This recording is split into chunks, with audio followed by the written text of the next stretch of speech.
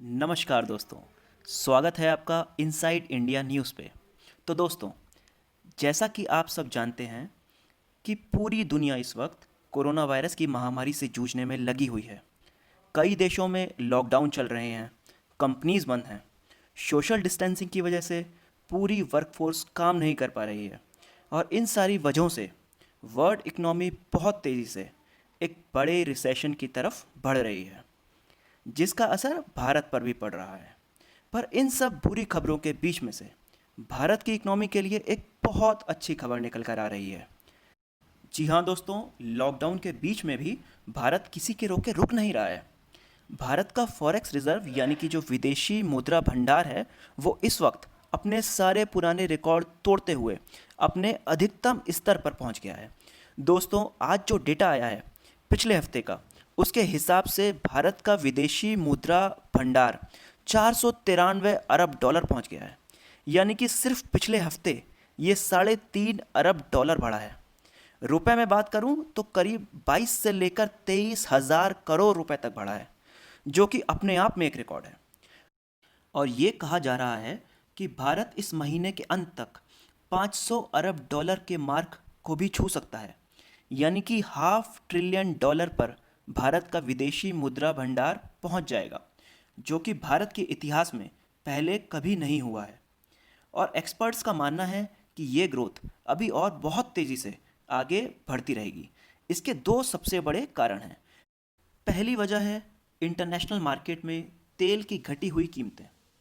जैसा कि आप लोगों को पता ही होगा कि भारत बहुत बड़ी मात्रा में तेल का आयात करता है और ये तेल डॉलर्स में ख़रीदा जाता है। पर कम कीमतों की वजह से हमें जो बहुत बड़ी मात्रा में विदेशी मुद्रा खर्च करनी पड़ती थी, वो अब नहीं करनी पड़ रही है। दूसरी वजह भारत के लिए एक बहुत ही अच्छी वजह है।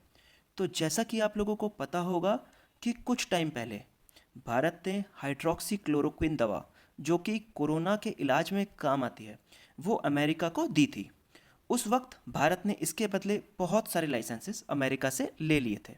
यानी कि अमेरिका ने अपनी फार्मा इंडस्ट्री में भारत की कंपनियों को छूट दी, बहुत सारे लाइसेंसेस दिए। और इसका फ़ायदा ये हुआ कि भारत की फार्मा कंपनीज ने अमेरिका का मार्केट, जो कि एक बहुत ही अमीर मार्केट है, उसमें एक्सपोर्ट करना शुरू कर दिया। और आने वाले समय में ये एक्सपोर्ट और बहुत ज़्यादा बढ़ेंगे, क्योंकि कुछ बड़ी फार्मा कंपनीज जैसे कि ग्लेनमार्क, सिप्ला, कैडिला को लाइसेंसेस अभी पिछले 1-2 हफ्ते में मिलने शुरू हुए हैं और आगे भी मिलते रहेंगे।